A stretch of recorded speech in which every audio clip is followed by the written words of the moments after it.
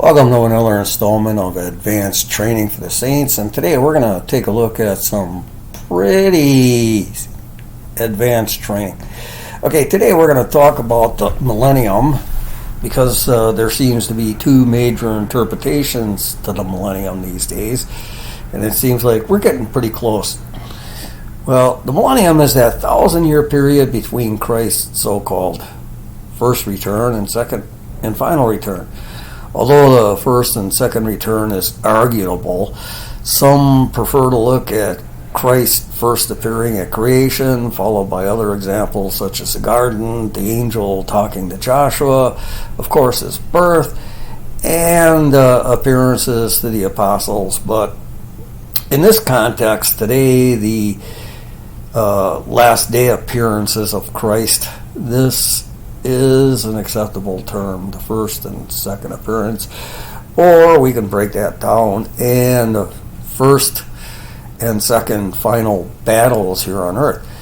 Okay, the most common interpretation is a left behind theory that takes a few verses from the Bible and spins it into a story about Christ returning, taking a number of his followers up to heaven, and leaving a bunch of people behind, hence the left behind theory. The remaining people somehow have to, for a lack of a better term, work their way into heaven by fighting against Satan, who shows himself to the world and takes control of the entire world. You know, that one entity thing. Anyway, I only watched the movie once, so, you know, I may get a few of the details wrong. So anyway, when I watched that movie, it was obvious the entire movie was based on one or two verses, maybe three at the most. So then there's another interpretation I learned while being a Seventh-day Adventist. Well, it seemed to make a lot of sense. For the most part, I tend to ignore prophecy based on the fact that I've run into too many people who claim to know everything about prophecy and will fight to their last dying breath to defend their beliefs to the bitter end. So anyway, I'm really not that much into prophecy, so it's a little bit different trying to look into future prophecy. Okay, the Seventh-day Adventist interpretation of Millennium was rather easy to understand and followed what was in Revelation. And I got to point out just Revelation. So there's this battle at a place called Armageddon. Actually, the battle never takes place because Christ returns and wipes out the armies gathered together. Now, one point I gotta kind of emphasize, and a lot of people miss, is the three frogs representing the dragon, the beast, and the false prophet gather Satan's army. Well, they have to be gathered to fight against someone. So what or who is that other army they're planning to fight against? We should maybe look into that. With what we see unfolding in 2023, it seems to be easier and easier every day to see who's on God's side and who's on Satan's side. And realistically, I mean, it seems like every other week or every other month a whole new group pops up that seems to be supporting Satan. And you can't really tell from day to day if they're fighting against one another or if they're actually joining forces. Anyway, excuse me, I put that all together and we got one example of new information being presented right in front of our eyes, and we need to ask, is that a sign showing us where to direct our studies and what message the world needs today? So we got to look at all the details, and it's really best if we discuss the details because some of us see some details and other of us don't see other details. One example is, man, there's different parts of the earth that are being literally destroyed by all this really strange weather. And then again, it seems like, you know, the weather's getting colder and more severe rather than the global warming that the leftists claim is happening. They claim that weather's getting hotter and you walk outside and it's 20 below wind chill factor. Yeah, right. So anyway, when Christ returns, there's lightning, thunder, earthquakes like never seen before, and hailstones. Now, at that time, it appears like the entire earth is being decimated. Well, if we're looking around today, it seems like we're getting a taste or somewhat of a warning of it. And what do we have? We have the far left insisting they can control the weather. Is that why the left claims to be able to control the weather? Because they know that's coming. I mean, Satan reads the Bible. He can't interpret it, but he can read it. So the left claims if we give them all our money and if all of us followed their instructions, they're going to fix everything. Well, anyway, getting back to that story. At the end of that story, at the end of that battle, Satan is locked in chains for 1,000 years. Now, the Seventh-day Adventist interpretation places Satan on a completely decimated world with no one to tempt. There's no population at all, which explains the chain part. After the 1,000 years, Satan is let loose, which is interpreted as the dead being raised, and Satan gathers a new army made up of all the evil armies over thousands of years, which basically is the battle of gathering Gog and Magog. Okay, now that's going to be a rather huge army. With that army, Satan surrounds the new city Jerusalem with all the saints inside. And that is taken straight out of Revelation. Now, the city is huge. It's nearly, I think it's 1,800 miles square, which is basically from the east coast of the United States to the Mississippi River. So, the evil people raised from the grave face their final judgment period because, once again, battle never takes place. Christ goes into action.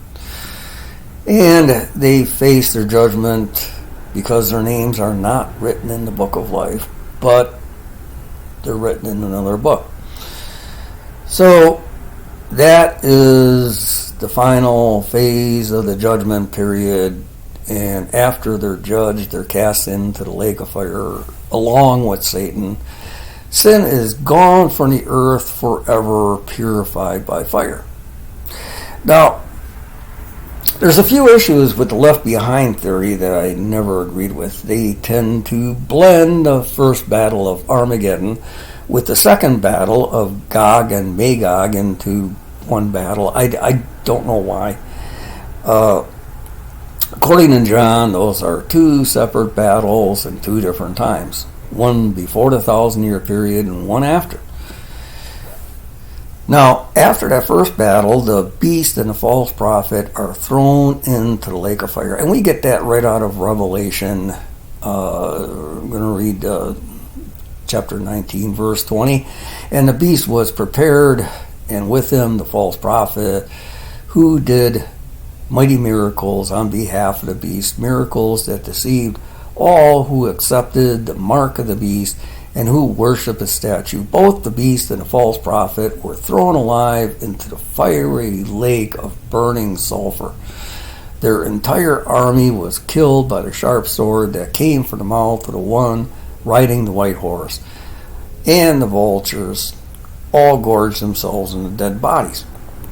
Now that is, of course, the right after the Battle of Armageddon, and then Satan is chained for 1,000 years. Now, if we notice, that Battle of Armageddon began in Revelation chapter 16 and ends at the end of chapter 19. And in chapter 17 and 18, an angel comes down, talks to John, and fills him in on details that John should have been able to understand. So we've got some clues here. Is John should be able to understand Revelation 17 and 18. Now, an angel coming down and talking to John and explaining, filling John in with details, is common in Revelation and happened on just about every vision John saw. Now, the problem I saw with the Left Behind theory was that the false prophet and beast somehow survived the lake of fire, and they go out to deceive and defeat the people left behind. Or am I looking at this wrong? I only watched that movie once, so but that's the way I remember it. They had bits and pieces about the false prophet, but according to John, they were in the lake of fire and unable to deceive anyone. Now, I did look up some of the top or most popular interpretations for the Left Behind theory on the internet that support or at least try to defend that explanation or theory. And I ran across some interesting text they pointed to that presented a number of questions on that period where Satan is wandering around on a vacant planet for 1,000 years. Was that planet vacant? Well, if we take a look at the verses the Left Behind uses, we can see why this prophecy stands out as a largely unexplained prophecy in our time. In other words, both those theories are lacking important information that we need to look at. Now, I'm not about to provide any answers here, but present some questions and facts from Scripture that throw both of those theories into question. I tried to use an age-old Bible study that has been around for more than 200 years called parallel stories, which I often refer to as parallel chapters, based on the fact most stories in the Bible are found in one chapter, which is basically the way the original King James Version was constructed. Now, it's common knowledge that King James is divided into chapters consisting of a single story, a short story, followed by another story. Now, a few general rules of basic Bible study tell us the first few verses in the chapter are the introduction to that story, which explains the main theme in that chapter or story, and the last few verses are the summary summing up the main theme. Now, I've written a number of books on parallel chapters in the Bible. I call them parallel chapters. It's just easier to understand and easier to learn this Bible study method if you're dealing with just one chapter, comparing it to another chapter. Now, you can look at those books. You can even buy them on Amazon and Lulu. What's the other one? Apple, iStore, or whatever. And all kinds of major book retailers. Now, those books deal with prophecies in the Bible and the recorded fulfillment in Scripture. Most deal with simple, easy to find, understand prophecies about Christ found in the Old Testament and the recorded fulfillments mostly found in the New Testament. Those books are a study guide explaining how to focus on keywords to locate the fulfillment and then compare the introductions and summaries of the prophecy and the fulfillment. The theory being God included the fulfillment for every prophecy he had recorded in the Bible. Wouldn't it make sense that if God told a writer to record a prophecy, that somewhere in the Bible God would record a fulfillment? It's just a theory, because we haven't found all the fulfillments yet. Now it's up to us to find them, and those books that I've written explain the steps on how to make sure that you have the right and proper fulfillment for the prophecy that you're looking for the fulfillment. Now, common sense tells us that the prophecy and fulfillment use the same keywords, share the same introduction and summary. We can be certain they are the same story, and therefore the proper interpretation without any shadow of doubt. Now, when I look at people's interpretation of prophecies on the internet or on TV, they lack this. They completely lack it. And let's face it, a lot of these so-called modern-day prophets tend to stick with a six-shooter, a handful of prophecies that they insist they have the interpretation to, but every single week they come up with a different interpretation. They're like zero for thousands. And then when we look at all the prophecies of Christ, and we look at the Pharisees and Sadducees and priests that killed Christ, they were 0 out of 300 for those prophecies. So we got to be really careful. And using this method, I got 160 examples that show here's the prophecy, here's the fulfillment, and there is absolutely no shadow of doubt the interpretation is the proper and true interpretation. Okay, now it makes sense that the same story would have the same keywords, whether they are spiritual or physical words, and the introduction and summary would agree. The thing about using the parallel story method is when you put the prophecy together with the recorded fulfillment, the two stories magnify the Bible by about 100 times, which is what those books show in a collection of 160 prophecies matched with their recorded fulfillment. And someday I'm going to put together a video with some of the most amazing stories, but for now, I did try that method on a few chapters in Revelation and the Old Testament stories in Isaiah and Ezekiel, but as you can see in Revelation, the story about the Battle of Armageddon covers 4 chapters and is a little bit more advanced than what I'm used to looking at. So it's going to take some time, and I should eventually get to it. In the meantime, with what we've covered, you should be able to live up to the task. And let me remind you, John tells us Satan had to gather a rather large army to go to battle. So finding the facts is not going to be a one-man show. We have to be an organized army under Christ to find the real answers.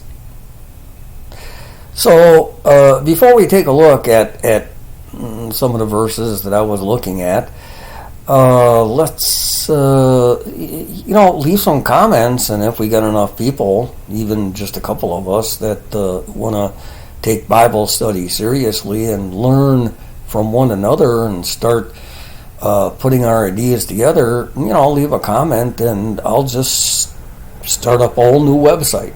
We have the technology. So let's take a look at some of the verses that present a whole bunch of questions. Okay, let's jump right in and take a look at some of these verses that draw those two millennium theories into question. First off, I think it's pretty important that I hope you don't mind, I copied and pasted these things into a Word document, and instead of just using eSword like I usually do, but I'm trying to put this all together and see what I can find. Anyway, I think it's probably, I put these all in order, in the order they appear in the Bible, but I think what we need to do first of all is review Revelation, and we can start out at Revelation 16. 16:1 is basically, like I said, we got to check out the introduction and a summary to the stories, and then in Revelation and compare them to the introduction and summations in the stories we find in the Old Testament. Well, this whole thing begins in Revelation 16, chapter 1, but is this really the introduction to the Millennium period? Or should I say, because we're going to just be taking a look at, first of all, the Battle of Armageddon. Is this the introduction? So we'll just read the first 2 verses and see if this is the introduction. And I heard a great voice out of the temple saying to the 7 angels, "Go your ways and pour out the vials of the wrath of God upon the earth." And the first went out and poured out his vial upon the earth, and there fell a newsome and grievous sore upon the men which had the mark of the beast, and upon them which worshipped his image. Well, this is the first of the last 7 plagues, and the first one is going to make it real easy to see exactly who's on Satan's side and who's on God's side. Now, this is important, but is it really the introduction to the story about the Battle of Armageddon? Well, we got to go down a little bit further to actually find that introduction, and this is what I mean by it. It's a little difficult to actually figure out what is the introduction to that part of the story. So when we go through those other vials or the other plagues, we get down to the 6th angel poured out his bowl on the great Euphrates River, and it dried up so that the kings of the east could march their armies towards the west without hindrance. And this might help us identify and find a connection between Revelation and Isaiah, Ezekiel, and Daniel. And I saw 3 evil spirits that looked like frogs leap from the mouths of the dragon, the beast, and the false prophet. Well, these help us to understand. John filled in some details that the other prophets didn't see, so we got to pay attention to that. And here's something that keeps on repeating throughout all the prophecies and fulfillment that we're going to be seeing. "Look, I will come as unexpectedly as a thief. Blessed are all who are watching for me and who keep their clothing ready so they will not have to walk around naked and ashamed." And we're going to see a connection in between this naked and ashamed in some of the spiritual definitions in the other prophets. And the demonic spirits gathered all the rulers and their armies to a place with the Hebrew tongue named Armageddon. And the thing about it is the word Armageddon, highlight that one, is not found in the Old Testament, so we got to do a little bit of digging to find out, well, what does Armageddon mean? And there's actually a whole list of locations given by some of the other prophets, so we got to compare those. Then the 7th angel poured out his bowl into the air, and a mighty shout came from the throne and the temple. "It is finished." Okay, then we continue with this. Then the thunder crashed and rolled, and lightning flashed, and a great earthquake struck, the worst since people were placed on the earth. Are we seeing this today? We're seeing all kinds of stuff in the news, in the weather, all over the world, where there's earthquakes. Look at Iceland, volcanoes coming up. There's earthquakes in California and Texas. There's earthquakes in South America. It's like the whole earth is being shook. Is that kind of a warning, wake-up sign, or what? And this is a good point, to talk to anyone, whether they're on the left or right or in between, is what is actually happening? Well, God told us all about this. He did? Really? And it spikes people's interest. So the great city of Babylon split into three sections, and the cities of many nations fell into heaps of rubble. So God remembered all of Babylon's sins, and he made her drink of the cup that was filled with the wine of the fierce wrath. And this wine of the wrath is mentioned in previous chapters, Revelation. You can look it up, and that it shows that this story is just continuing and is built upon one detail after another. Every island disappeared and all the mountains were leveled. There was a terrible hailstorm, and hailstones weighing 75 pounds fell from the sky onto the people below. They cursed God because of the terrible plague of the hailstorm. Now this is the seventh and last plague. Okay, so we see, is this saying, with every island disappearing and the mountains were all leveled, that the earth was shook so hard that nobody survived? And that is the Seventh-day Adventist interpretation, is nobody survives this, and that's when Satan is chained. We go on to Revelation 17, and the story continues. One of the seven angels who had poured out the seven bowls came over and spoke to me. Come with me, he said, and I will show you the judgment that is going to come on that great prostitute who rules over many waters. And this is where a lot of people get stuck. They want to interpret the symbols, the prostitute, the this and that and everything else. And a lot of the false prophets, they're in it for the money. They're profiting with money. Yeah, and they want to come up and show you the interpretation of all of this stuff. But is this really a good talking point to begin with someone that's new to Scripture, that's new to God, that doesn't know anything about Jesus? Or is it better off to go to this, terrible hailstorms and all this other stuff and compare that and begin with a talking point based on how come we're seeing all these earthquakes and this and that and everything? Doesn't Gretchen say it's your fault? Or Gerda say it's your fault because you drove your car to work today? So we can pretty much, God is making a fool of those people that claim to have all the answers.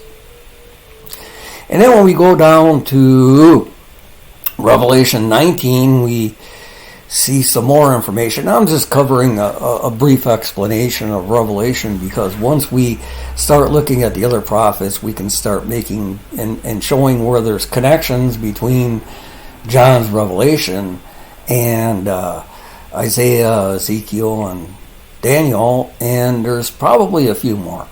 Then I saw the beast and the kings of the world and their armies gathered together to fight against the one sitting on the throne and his army. And then it jumps right into this next detail. And the beast was captured, and with him the false prophet who did mighty miracles on behalf of the beast, miracles that deceived all who had accepted the mark of the beast and who worshipped his statue. Both the beast and the false prophet were thrown alive into the fiery lake of burning sulfur. Now, this is Revelation chapter 19, and we know it's still a continuing story about the Battle of Armageddon, the first battle. And this is a problem I got with the Left Behind theory, the movie, because I remember from the movie they were the false prophet and the beast were still alive doing their thing after the Battle of Armageddon, or the movie actually leads up to the Battle of Armageddon. I don't know, but the sequence in the movie just doesn't seem to follow the sequence that John recorded in Revelation. Their entire army was killed by the sharp sword that came from the mouth of the one riding on the white horse, and the vultures all gorged themselves on the dead bodies.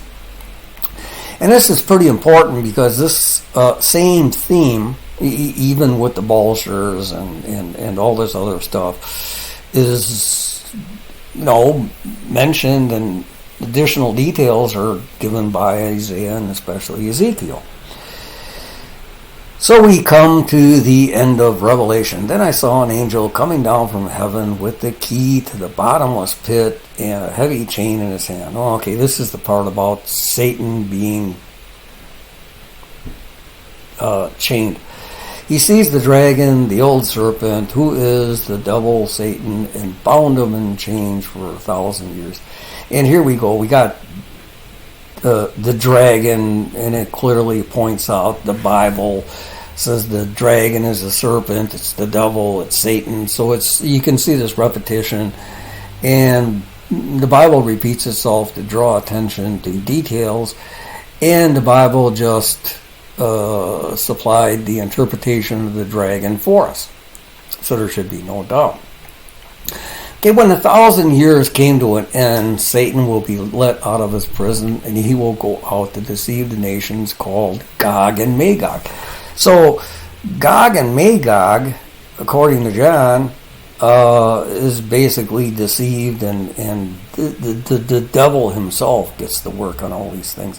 In every corner of the earth, he will gather them together for battle, a mighty army as numerous as the sand along the seashore. So basically, when we look at this, we can see that Satan is now gathering the army because the beast and the false prophet are thrown into the lake of fire. And I saw them as they went up on a broad plain of the earth and surrounded God's people and the beloved city. But fire from heaven came down on the attacking armies and consumed them. So the first battle of Armageddon, there's the earthquake and lightning and thunder and hailstorms. Basically, there's never a battle. Christ steps in and ends it. And in this one, the new city of Jerusalem, the beloved city, is on the earth.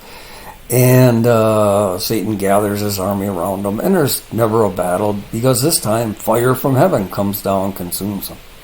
Then the devil who had deceived them was thrown into the fiery lake of burning sulfur, joining the beast and the false prophet. There they will be tormented day and night forever and ever.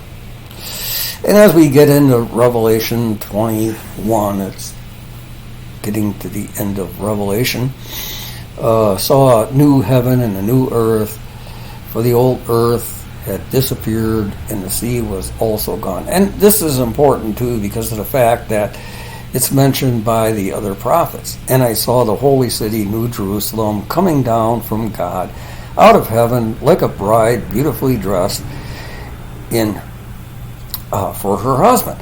Now here they got the holy city, and basically once again the Bible is supplying the interpretation for the city that we saw here previously.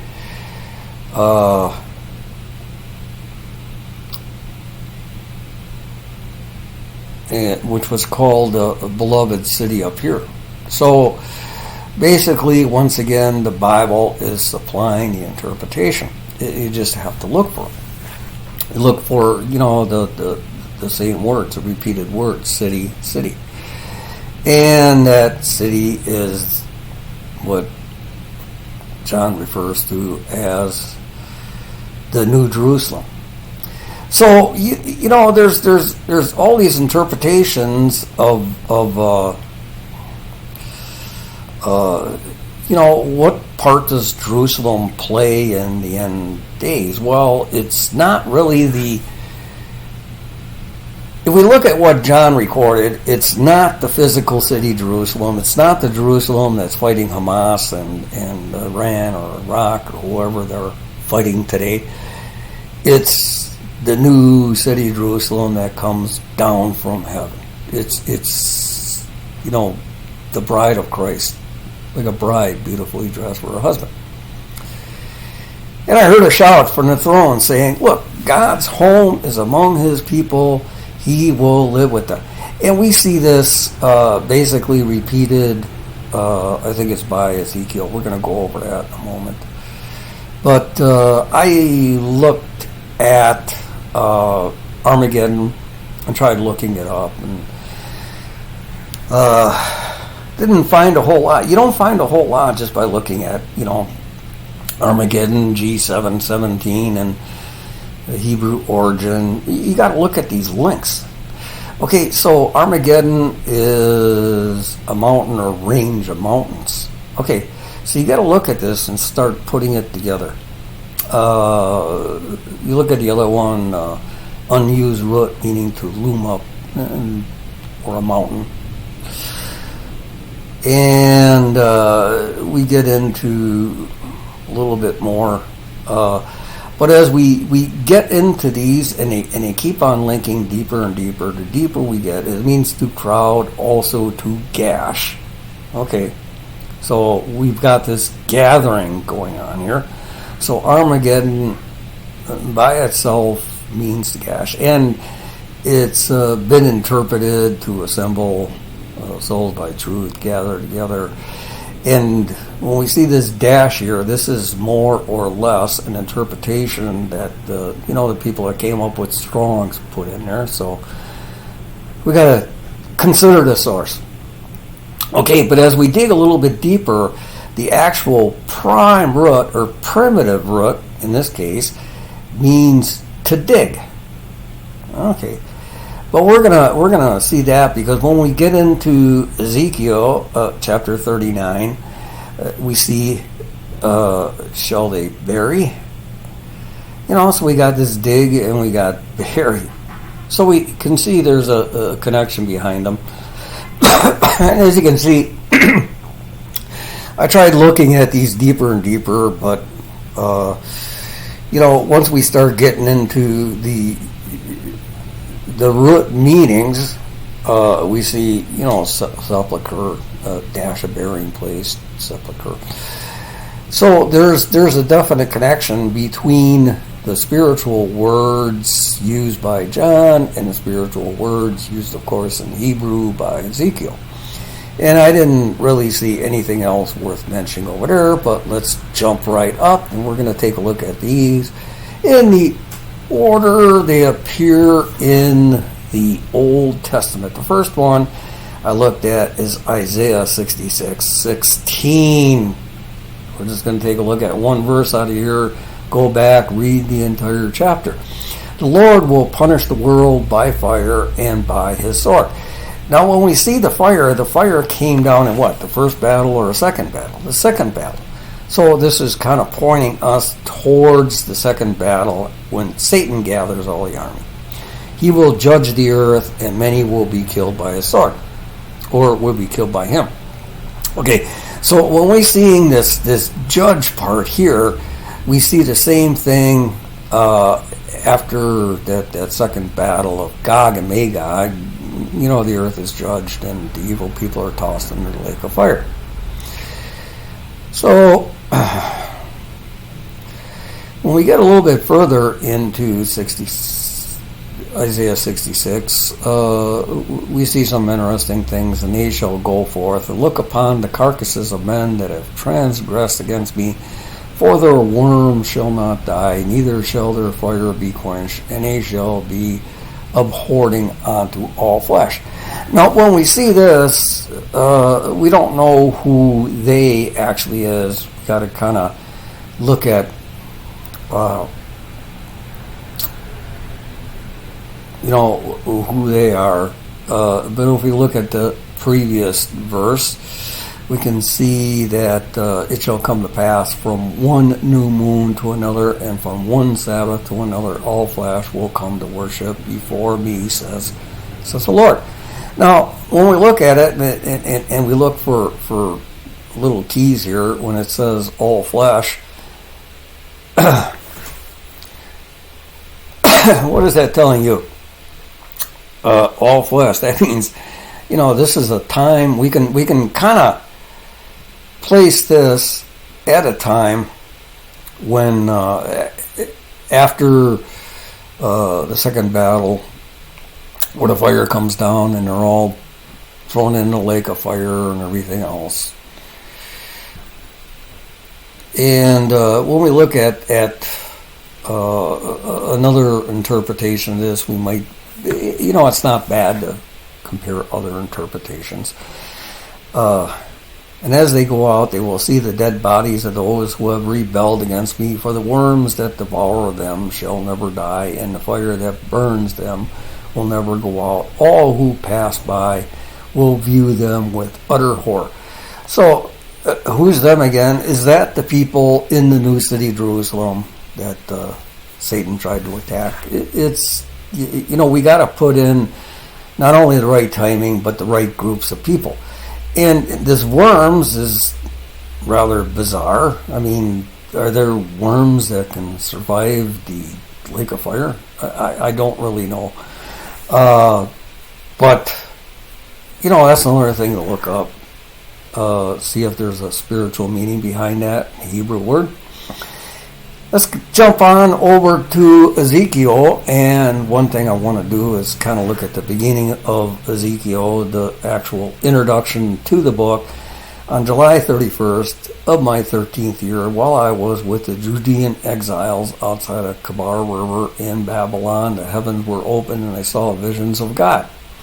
This was happening during the 5th year of King Jehoiakim's captivity. Well, here we go. He gives us a time. Ezekiel is with the captives in Babylon. Okay? So, we got a little bit of flavor. You got to know a little bit about the books and a little bit about the prophets to be able to clearly understand what is happening. Now, here in chapter 17, then he said to me, Son of man, those bones represent the people of Israel. They are saying, we have become old, dry bones. All the hope is gone. Our nation is finished. And these dry bones, pretty popular, prophecy that a lot of people like to throw in interpretation. Okay, remember we saw graves and sepulchre that was associated with the word Armageddon. I will open your graves of exile and cause you to rise up again. Then I will bring you back to the land of Israel. And here, the Bible is basically telling us that it is interpreting graves as exile. Okay. And what does that have to do with today? Well, I don't exactly know. We got to dig into it and find this stuff out. But you can see there's more than one detail that we have to unravel. And here is a really important part with Ezekiel because it gives us information. And this goes right back to what we've seen in Revelation. I will put my spirit in you, and you will live again and return home to your own land. So this is after what? After the resurrection. Because, it basically says you will live again. Well, it kind of tells us that, people are being, raised from the dead. Again, a message came to me from the Lord. They will never again pollute themselves with their idols and vile images and rebellion, for I will save them from their sinful backsliding. What is this referring to?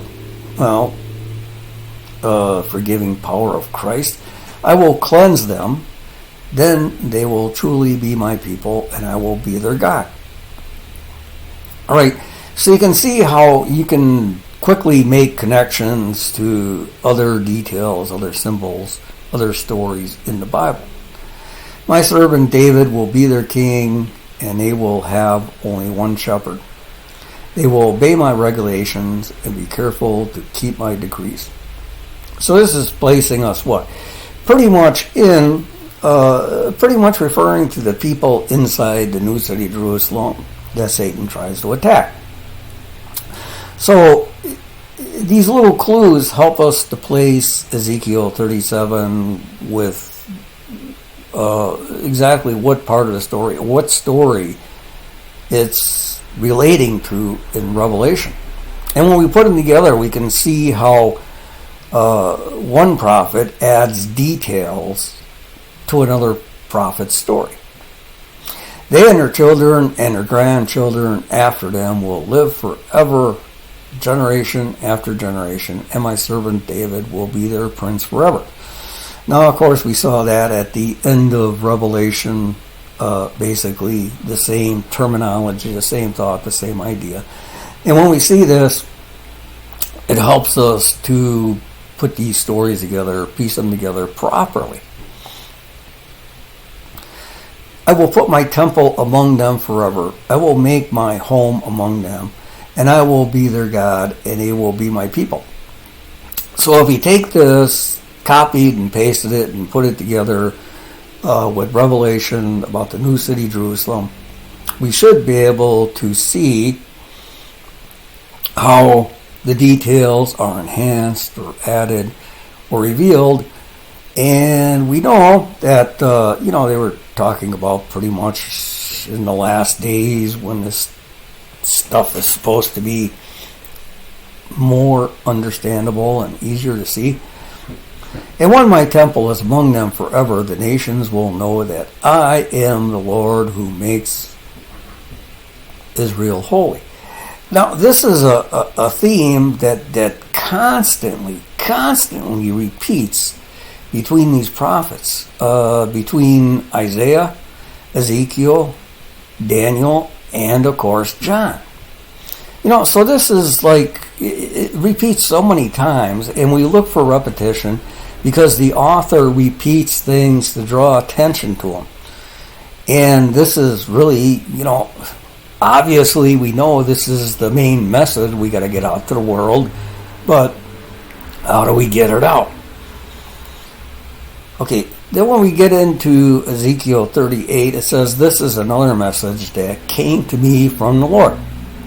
All right, so basically when it says this is another message, we got to be careful and we got to pay attention to the key words in this new message, because it could be going forward, but we got to use a little bit of common sense, because when we see this, and we know from Revelation, this pretty much, begins a whole new era of living in heaven or living here on earth with Christ forever. So, would this new message be going forward into our new life in the presence of Christ? Or we got to look at the next verse. Son of man, turn and face Gog and the land of Magog. Okay, so we see this Gog and Magog, which pretty much, helps us put, a date on it, and where we're going to compare this with Revelation, which is backing up. It's backing up a chapter and a few chapters, a chapter or two in Revelation. So we got to look for this introductions. This is another message. That's an introduction to a new message and a new story. And then we see, I actually looked these up, and I didn't see anything in them, but you can look them up, the Hebrew words for these, and see if it gets you any place. So as we go on in Ezekiel 38, talk about, when you deal with prophecy, you want to look for keywords that deal with timing. I mean, that's just common sense. A long time from now, you will be called into action in the distant future. You notice how this is repeated. Okay, but this is Ezekiel's distant future. You will swoop down on the land of Israel, which will be enjoying peace after recovering from the war. And they're talking about this Gog and Magog still. And they're going to swoop down on the people of Israel. In other words, God's people. You and all your allies, a vast and awesome army, will roll down on them like a storm and cover the land like a cloud. So this is this referring to the army Satan is gathering together? This is what the sovereign Lord says. At that time, evil thoughts will come to your mind, and you will devise a wicked scheme. Obviously, they're talking about, they're not talking about the people that are saved. They're talking about, Satan's followers. And therefore, Son of Man, prophesies against God, give this message from the sovereign Lord. When my people are living in peace in their land, then you will rouse yourself. You will come from the homeland in the distant north, and your vast cavalry and your mighty army. Now, there's spiritual interpretations of north. I've studied this like years and years ago, and you can do the same thing. But it's kind of tough to put this north together because it's used in different terminology. A lot of times in the Bible, the same word can represent different things. In one verse, I think it is, that the lion represents Christ. Well, in a whole bunch of other verses, what does the lion represent? Satan. So you can't just say, okay, a lion always represents Christ, because you would mess up considerably.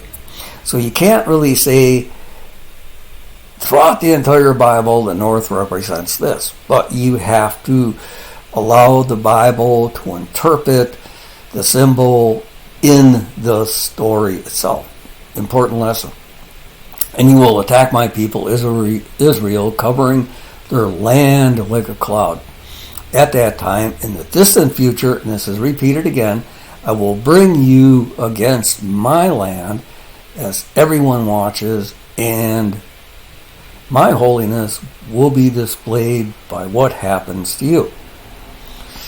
So basically, this homeland in the distant north, this is obviously just referring to, let's just call them Satan's army.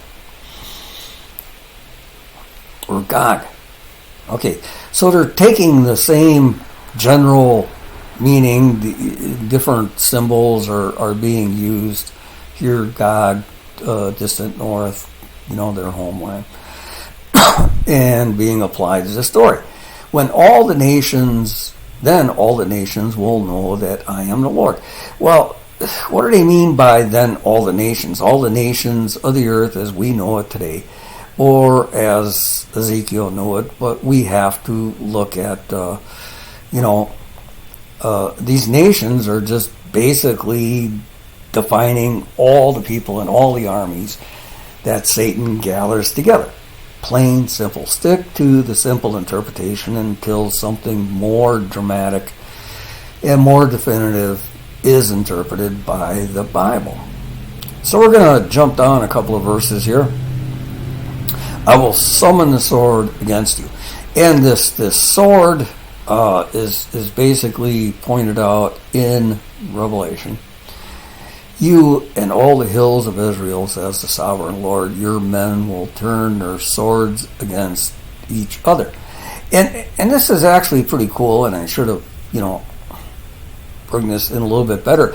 Because in 2023, we're seeing one group after another group after another group. Definitely, what was I watching on TV? The Christmas tree in New York, and the Palestinian supporting Hamas started protesting around this Christmas tree, and what were they shouting? They were shouting death to Israel, but then they started shouting something rather strange. First the Saturday, then the Sunday. What does that tell you? They're talking about death to Israel, death to first the Saturday and then the Sunday. Well, there's Sabbath keeping Christians too. I mean, oh man, and I'm pretty sure the people in the Palestinians that are rioting and doing all this stuff all over the world, as a matter of fact, if you watch the news, I mean, London, they're estimating that they have 600,000 people protesting all over London. There's the Netherlands, Switzerland. All of these countries are facing, an uprising of the Palestinians, and they're calling for the end of their constitution or their national laws and an introduction to the law, the Quran. I forgot what they call it. There's this name for that. So we're seeing all kinds of strange things happening, but let's take a look and ponder on this for a moment, because what we're seeing is your men will turn their swords against one another. Are we seeing that? Yeah, we're seeing, we've got this radical gay faction, the radical LGBTQ, that the Biden administration is backing wholeheartedly, and now they're finding themselves in a bind, because how can they continue to support the LGBT community when these Palestinians are, and you actually see, gays for Palestine, this and that and everything else, but, if you look at, Palestine and Gaza, they're completely against, their Quran is completely against homosexuality. And as a joke, they say, well, you call yourself fairy, so we're going to throw you off a building and see if you can fly. And these factions are actually turning their swords against each other. We're seeing this fulfilled before our eyes. We're seeing it on the news, on TV. So I will punish you and your armies with disease and bloodshed. I will send torrential rain, hailstorms, fire, and burning sulfur.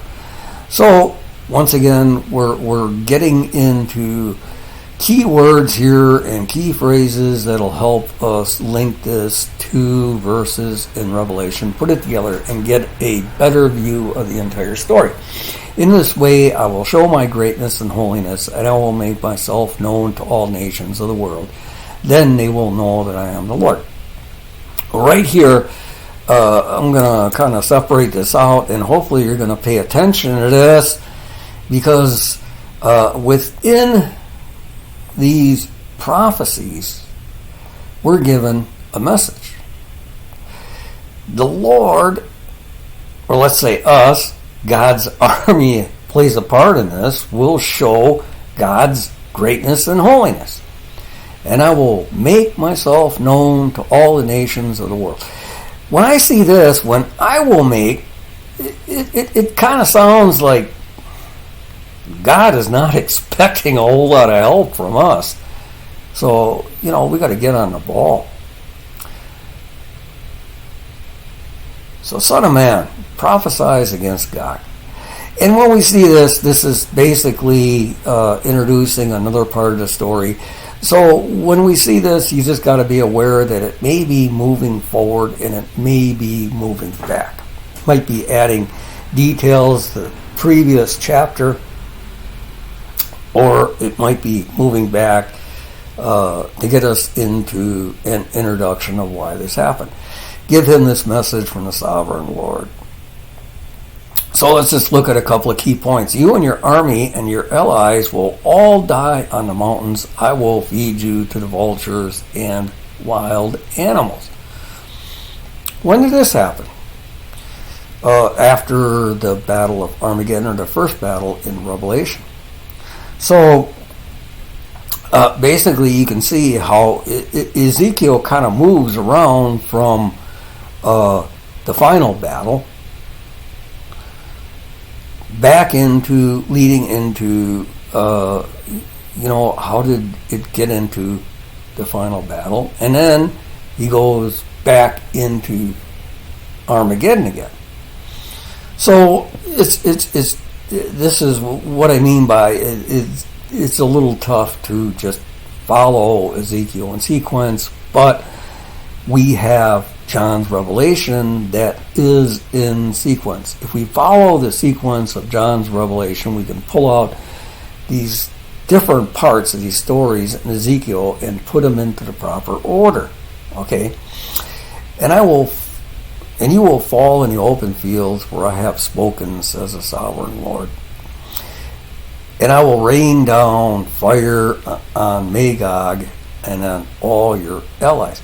And if you notice, Ezekiel does this kind of a strange thing that we got to pay attention to. Revelation puts Gog and Magog together, which is all the armies, but it's trying to emphasize the point that this is an army like the world has never seen before. And Ezekiel breaks up Gog and Magog and mentions them in different parts and actually in different times. So we got to pay attention to that. So as we go down, the day of judgment will come, says the sovereign Lord. Everything will happen just as I have declared it. And once again, when we see this word judgment, it puts us in a particular part of the story in Revelation, because the judgment actually happens, after Gog and devil gathers together Gog and Magog. Then the people of the towns of Israel will go out and pick up your small and large shields and arrows and javelins and spears, and they will use them for fuel. There will be enough to last 7 years. Now this is kind of strange, because we got to admit that, if the people are in the new city, Jerusalem, why would they be going out to gather all these, shields and spears and all that stuff and bows and burning them for 7 years? So we got to ask ourselves, when does this happen? Well, when we look at the day of judgment, the judgment is actually decided in, is it Revelation 12 or 14, something where the judgment's decided. The judgment is decided just before those 7 plagues begin. As a matter of fact, when the judgment is finished, because remember the judgment has different phases, and when that judgment is finished, that is the beginning of the last 7 plagues. So the day of judgment will come, says the sovereign Lord. Everything will happen just as I've declared it. So is it referring to that day of judgment, or bringing us back to the beginning of the last 7 plagues? And then the towns of Israel go out, and they're going to burn all these shields and all this other stuff. And I will make a vast graveyard for Gog and his hordes in the valley of the travelers east of the Dead Sea. And it will block the way of those who travel there, and they will change the name of the place to the valley of Gog's hordes. Now, hopefully,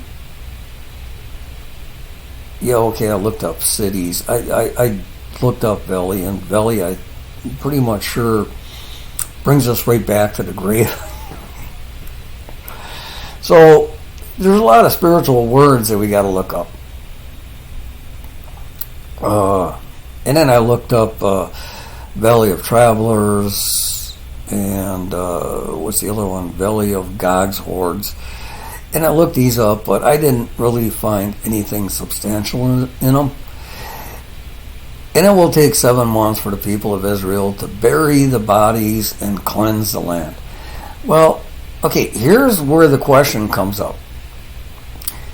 If this is happening after the Battle of Armageddon, in fact, after the Battle of Armageddon, when the world is supposed to be desolate and Satan is wandering the world with no one to tempt, how come Ezekiel is saying it's going to take 7 months for the people of Israel to bury the bodies and cleanse the land?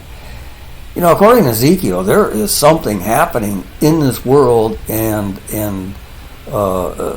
Satan is chained to this world, like the Seventh-day Adventists claim. Something is happening, and there are people for him to tempt alive. The only thing is, it brings into question, doesn't say how long these people will actually live, if they live through the entire 1,000 years, or if the world tries to repopulate itself, or whatever. Or, we're not really given those details. And that's where, the Left Behind theory tries to fill that in. But I'm not seeing any real evidence to support the Left Behind theory of, how they go with all that battle and all that stuff. And only lasting, 7 years or 7 weeks or whatever they have in there. Everyone in Israel will help, for it will be a glorious victory for Israel when I demonstrate my glory on that day, says the sovereign Lord. After 7 months, teams of men will be appointed to search the land for skeletons to bury, so the land will be made clean again. So this is after 7 months, so we got to pay attention to this. So it's at least 7 months. People are down there, and if this is in fact after the Battle of Armageddon, during the Millennium, but what this is doing is the Left Behind kind of just takes this 7 months and creates your own story. But according to Ezekiel, they're just going to be burying people and searching for skeletons and basically, cleansing the land. Wherever bones are found, the marker will be set. So the burial crews will take them to be buried in the valley of Gog's hordes. And what I did is going back to verse 9, I looked up the word cities, and they shall dwell in the cities, and I found some interesting stuff over there. Because we take 5892, and it's from 5782, it means a city. So we go 5782, it's a primitive root that we're looking for. And this is what's really strange, through the idea of opening the eyes to awake, literally or figuratively. So, what do we get? Opening eyes and awake. And this is placing it, if we look back on Ezekiel 39:9, then the people in the towns of Israel shall go out and pick up their small and large shields. In other words, why would people be waking up at this particular time and being able to see? Well, is this how the Left Behind theory sprouted? People, they looked at the keywords of the cities, found out that people are supposed to be waking up during the time. But it really, I haven't seen anything, and fill in the comment if you know where it is, exactly who these people are, and if they're given a second chance. I really don't see or understand that second chance. So if we looked at this 782, we look literally to awake, and it's from 5783. And 5783 gets even stranger. It's a primitive root, to be bare, to be naked. Is this explaining, people are waking up, they're seeing things, and, okay, but they're naked. What is the symbolic meaning for being naked? Well, okay. We could look at a couple other stories. First one that comes to mind is the 10 virgins with the 10 lamps. And, only half of them had extra oil. The other ones, they were kind of lost, for lack of a better term. So, when I started getting into this, and I looked at a couple of these things, therefore, thou, son of man, prophesies against Gog, and say, thus says the Lord God, behold, I am against thee, O Gog, the chief of Mesh and Tubal. Okay, so I started looking up all of these, but it didn't really get anything, so I'm going to try to speed this up. And go through this rather quickly so we get into verse 2 and leave but the sixth part. Okay, so usually that pretty much means, people put a pretty clear interpretation in it, or people really go out on branches on this interpretation, the sixth part. Because Babylon was split into three parts, so blah, blah, blah, a whole bit. But when we actually look at the Hebrew meaning, it is from a primitive root, apparently to annihilate. So, sixth part, basically just pretty much fits into, after the judgment. The first plague identifies the evil people and the ones that took on the number of the beast. And so when we look at this, it's from 83:41. Sixth, they're divided into sixth. So, we can look at the spiritual interpretations of this. Primitive root, six, a number, six. And for some reason, it says the C7797, a primitive root to be bright, that is cheerful. So, anyway, we're going to take a look at Ezekiel 39 a little bit further. So the house of Israel shall know that I am the Lord your God from that day and forward. And here we go with the same theme again. And the heathen shall know that the house of Israel went into captivity for their iniquity, because they trespassed against me. Therefore I hid my face from them and gave them into the hand of their enemies. So fell they by the sword. Okay. What captivity? Now will I bring again the captivity of Jacob. Well, this points us right back to the story of, the Hebrews, bondage, Israel, and all the other stuff. So there's information there it's pointing us back to. And have mercy upon the whole house of Israel, and will be jealous for your holy name. Now, don't forget, when it says mercy upon the whole house of Israel, well, there's going to be mercy upon the whole house of Israel, but when we look back to the story of the Exodus, don't forget, there was that 40-year period where all the people that left Egypt died out, and then God actually started it over with the next generation from those that were, 20 years old on younger or something. After they have borne their shame and all their trespasses, thereby they have trespassed against me when they dwelt safely in their land, and none made them afraid. So there's a reward. Then shall they know that I am the Lord their God. This is again repeated in Ezekiel 39. Now we go on to Zechariah, and we're going to take a quick look at 14, so I don't make this thing too long. Watch, for the day of the Lord is coming when your possessions will be plundered right in front of you. I will gather the nations to fight against Jerusalem. The city will be taken, and the houses looted, and the women raped. Half the population will be taken to captivity, and the rest will be left among the ruins of the city.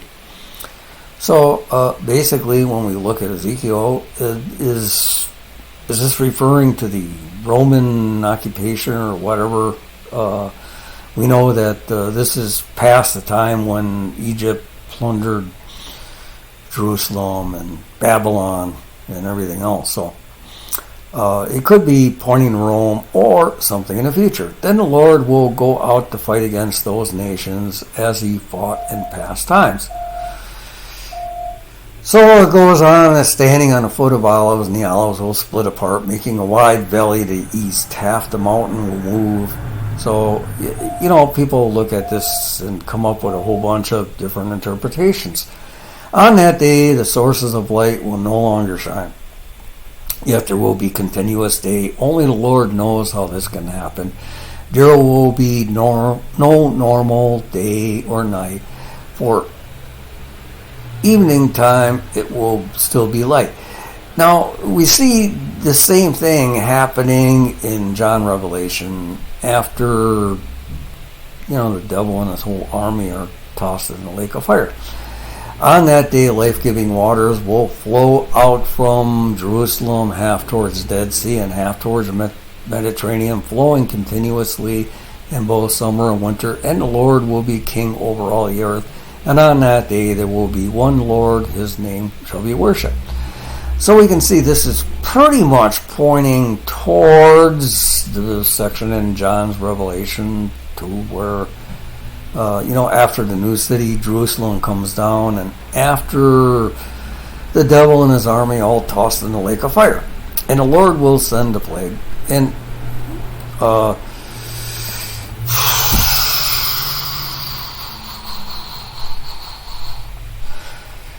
here they start with the word and. And the Lord will send a plague on all the nations that fought against Jerusalem. Their people will become like walking corpses, their flesh rotting away. Their eyes rot in their sockets, and their tongues will rot in their mouths. So when we see and is you got to look at this in kind of a conjunction word or whatever they call it. It's telling us, it's adding detail to what was mentioned previously in the story. So we go in a little bit further on Ezekiel 14. In the end, the enemies of Jerusalem who survived the plague will go up to Jerusalem each year to worship the Lord, and the Lord in the heaven's armies, and to celebrate the festival of shelters. If we put this within the proper timing in Revelation, is this referring to the last 7 plagues right here? So those who survive will go up and celebrate the festival of shelters. But you see how we got to put this in the proper timing. And when we look at this, there's one other thing that we might be able to use as a study guide if we take, and this I just copied right out of eSword Treasury Scriptural Knowledge.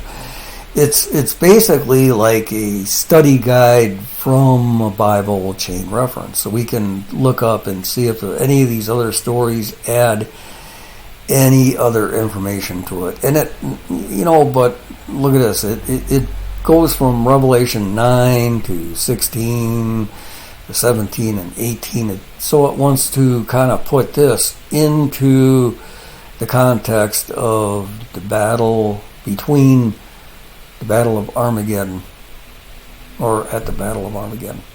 But when we've got Daniel, what does Daniel give us? At that time, Michael the archangel, who stands guard over all the nation, will arise. Then there will be a time of anguish greater than any since the nations first came into existence.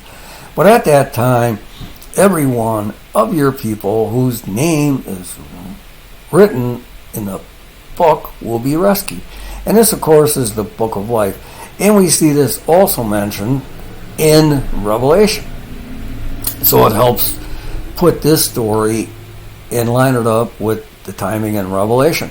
Many of whose bodies lie dead and buried will rise up, some to everlasting life, and some to shame and everlasting disgrace. So Daniel adds more detail that we can plug into Revelation to better understand that story. Those who are wise will shine bright as the sky, and those who lead many to righteousness will shine like stars forever. So this is another reward that we can put in our little arsenal to fight the devil. But you, Daniel, keep this prophecy a secret.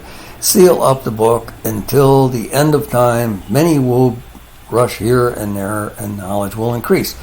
Well, you got to understand that, Daniel, did Isaiah and, Ezekiel was writing about the same time as Daniel.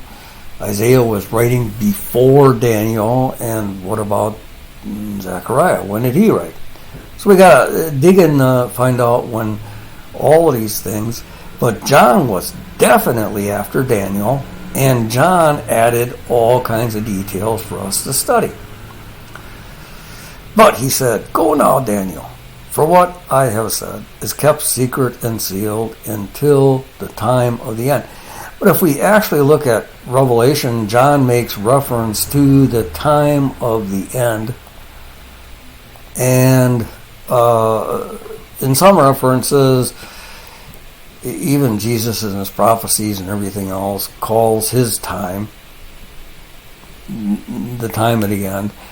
And John makes reference to the time of the end too. So that covers over 2,000 years. Many will be purified, cleansed, and refined by these trials, but the wicked will continue their wickedness, and none of them will understand. Only those who are wise will know what it means. And I think this is, a pretty good place to kind of end this and leave it off, because we gotta start studying. So leave comments. I mean, if you run across this and you're interested, and I got a couple of people that are interested. I got a couple of people around here in Milwaukee that study the scriptures and can get online. Or not really that great with a computer and stuff like that, but willing to, if we start a website and start collecting all this information and make it kind of a new knowledge base to get all these ideas and be considerate of people. I mean, people have all these different ideas, interpretations, and everything else, and of course you're going to just have those that agree with all of this stuff. But it says, what does it say about those people? It says none of them will understand. So we've got this to go on with us. But I'm going to end it right here. So thanks for tuning in. A little bit of advanced training for the saints, and I hope it helped you. And hey, let's try to put all this stuff together, and let's try to find answers to these questions of what's happening today, and what's let's kind of try to focus on what's going to happen during that millennium period.